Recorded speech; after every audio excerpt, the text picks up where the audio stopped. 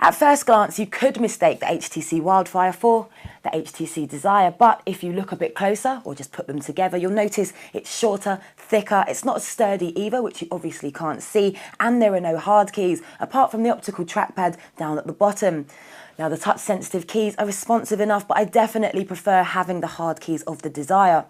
So clearly, the Wildfire is intent on bringing you Android 2.1, but without those high-end features that make the Desire so costly. And like the Desire and the Legend, it's loaded with HTC Sense, one of the best skins available for Android. So it's got the 7 home screens, which you can customize with widgets and applications, and there's the range of familiar apps like the Social Network Hub for aggregated feeds, otherwise known as FriendStream. In fact, the Wildfire is a little social network obsessed, integrating Facebook into everything from the calendar to caller ID. And like the Desire, this extends to contacts. Now, there's also the Leap View feature for a thumbnail view of all your 7 home pages, which you simply pull up with a pinch or by hitting the home button. And it's also got the HTC Sense QWERTY keyboard, one of the best touchscreen keyboards out there.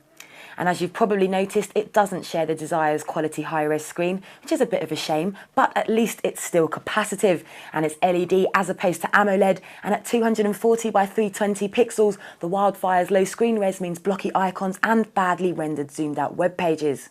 So it's certainly not as sharp and definitely not as responsive, and I felt I had to apply a lot more extra pressure on the screen, especially when scrolling, and it was particularly sluggish at times. Now, of course, I really wasn't expecting the kind of speeds found on the Desire, but I did experience some juddering when switching between applications and windows.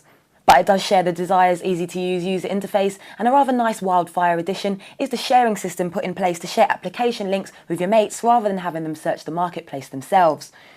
Now, the HTC Wildfire also comes with a WebKit browser on board, and generally the web browsing experience was pretty good. Loading speeds were fairly nippy, although sometimes images would take a few seconds longer than we'd like, and Flash content takes longer to load. So it's stifled a bit by sluggishness at times, but overall is decent enough, and the multi-touch works well, and at least it displays Flash, so you won't be restricted to a specific YouTube app, for example, although it's worth noting that Flash doesn't work on every website. So it's definitely not as speedy, and that goes for the phone in general, but that is to be expected considering the 1 GHz processor found in the Desire has been swapped for the 528 MHz processor found in the Hero. Now, you'll also find a 5 megapixel camera with LED flash. There's no camera button though, so you'll have to make do with using the trackball. Now, the screen quality can make photos appear low res and pixelated, but the raw files will show off their true quality. And there's a few useful features too, like geotagging and photo effects. So it's decent, it's affordable, and it's a great little smartphone for those of you on a tight budget. In fact, it's quite the bargain when you consider the amount of features it's packing, including the Sense UI.